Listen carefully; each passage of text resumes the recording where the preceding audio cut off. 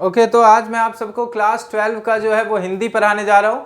और इससे पहले वीडियो में मैंने आपको पहला पोएम कराया था, अब ये दूसरी पोएम है। और ये पोएम जो है, ये कविता जो है वो सूर्यकांत त्रिपाठी निराला जी ने लिखा है। और सूर्यकांत त्रिपाठी निराला एक बहुत बड़े कवि हैं। जैसे आप सबको पता होगा कि राष्ट्र कवि रामधारी सिंह दिनकर को कहा जाता है।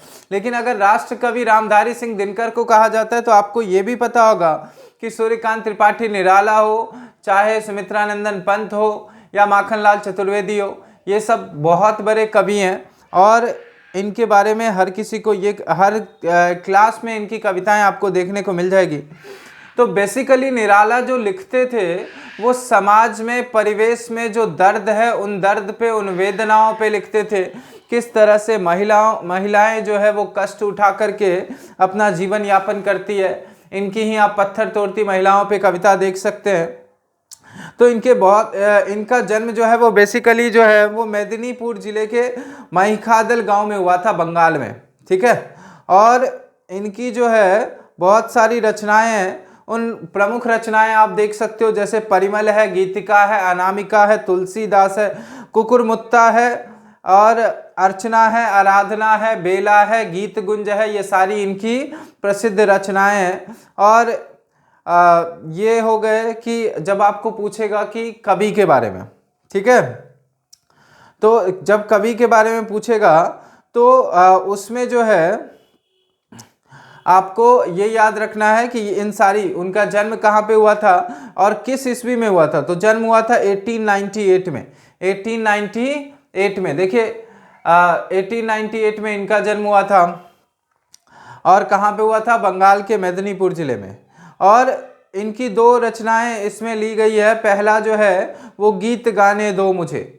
अब यहाँ पे कह रहा है कि गीत गाने दो मुझे तो वंदना को रोकने को, चोट खाकर राह चलते होश के भी होश छूटे, हाथ जो पाथे थे ठाकुरों ने रात लूटे, कंठ रुकता जा रहा है आ रहा है काल देखो।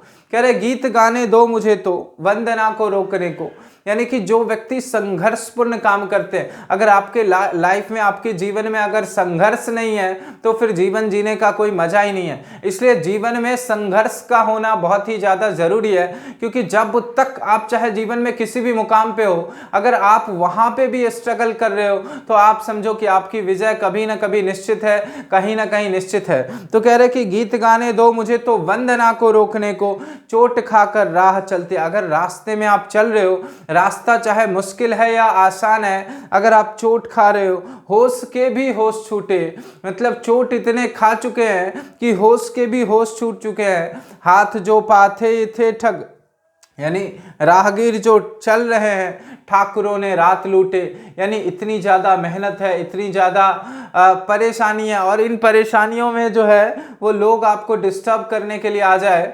जो बड़े बड़े लोग हैं, वो बड़े बड़े जमींदार हैं, वो किस तरह से लोगों को परेशान करते हैं। तो कह रहे ठाकुरों ने रात लूटे, कंठ रुकता जा रहा है आ रहा है काल देखो। संघर्षशील इतने रहो, अपने पथ पर इतने ज्यादा चलते रहो, इतने ज्यादा अग्रसर होते रहो कि अगर रास्ते में चाहे कितनी ही मुश्किलें क्यों ना आए, आपको रुकना नहीं है, आपको थकना नहीं है, आपको निरंतर चलते जाना है। क्योंकि जीवन में अगर जिंदगी मिली है तो या तो मुकाम हासिल करो और या नहीं तो ऊपर निकल जाओ। तो ये बात है कि जो भी आपका मुकाम है उसके लिए निरंतर प्रयासशील रहो। कह रहा भर गया है जहर से संसार जैसे हार खाकर, देखते हैं लोग लोगों को सही परिचय न पाकर। कह रहा भर गया है जहर से, ये इस दुनिया में क्या है कि जहर भर गया है। हर एक व्यक्ति दूसरे व्यक्ति से ईर्ष्या करता है, हर एक व्यक्ति दूसरे, अगर आप कुछ भी नया करो, कुछ भी करने को सोचो, कहेंगे अरे यार इसके पास कोई काम धाम नहीं है इसलिए ये करता है। तो बस लोगों का काम है बुराई करना, क्रिटिसिज्म करना, और चूंकि वो काम हासिल नहीं कर सकते इसलिए उनके मन में जलन पैदा हो जाती है। आप देखोगे कि जो राहगीर आदमी रहेगा, जिनके पास कोई काम धाम नहीं रहेगा, वही सबसे ज्यादा बुराई करेगा। जिनके पास कोई काम दाम नहीं रहेगा वहीं जाके सबसे पहले आंदोलन करेगा, वहीं सबसे पहले जाके विरोध करेगा। क्यों? क्योंकि वो, उसके पास कोई लक्ष्य ही नहीं है, वो लक्ष्यहीन मानव है, और इसलिए वो दुनिया को कुछ अच्छा सिखा नहीं सकता। बल्कि हाँ, ये बात अलग है कि कुछ अगर अच्छा हो रहा है तो उसे बिगाड़ने की कोशिश जरूर करेगा। तो कह रहे हैं कि भर गया है जहर से संसार जैसे हार खाकर, देखते हैं लोग लोगों को सही परिचय न पाकर। लोग अपना नहीं देखते कि उनके अंदर कितनी खामियां हैं, कितनी बुराइयां हैं, बस वो दूसरे के पीछे लगे रहते हैं। लोग जो है वो सही परिचय न पाकर, कह रहा है बुझ गई है लौ पृथ्वी की, बुझ गई है लौ प्रथा की, जल उठी फिर सींचने को। बुझ गई है लौ प्रथा की। अगर आप निरंतर चलते रह रहे हो और आपका एनर्जी खत्म हो रहा है, तो उसको री एनर्जेट हो जाओ, रीवेबरेट हो जाओ और अपने आप को जो है वो वापस से एनर्जेटिक करो। और एनर्जेटिक इतना कर दो कि आपको निरंतर चलते जाना है, थकना नहीं है, रुकना नहीं है, निरंतर आगे बढ़ते जाना है। तो ये था सूर्यकांत त्रिपाठी निराला जी की पहली रचनाएं, जो गीत गाने दो मुझे, गीत गाने दो मुझे। नेक्स्ट वीडियो में मैं आपके लिए जो है वो अगला पोएम कराऊंगा और इसी का दूसरा पार्ट कराऊंगा, सूर्यकांत त्रिपाठी निराला जी की दूसरा पार्ट। और उम्मीद है मुझे कि वो पार्ट भी आपको बहुत मजे आने वाले हैं उस पार्ट में भी। तो आपको क्या करना है, जैसा कि मैं बार बार कहता हूं कि आपको हर कंटेंट अगर चाहिए, आपको अगर ट्यूशन क्लासेस से मुक्ति चाहिए, आपको अगर कोचिंग क्लासेस से मुक्ति चाहिए, तो प्लीज़ अपने दोस्तों के साथ शेयर करो, सब्सक्राइब करो और ज़्यादा से ज़्यादा करो।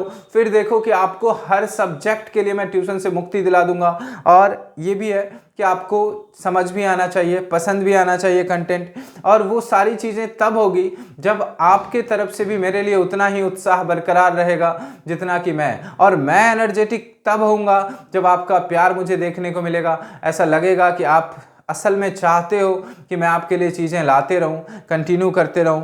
तो इसी पॉइंट के साथ आप सभी का धन्यवाद।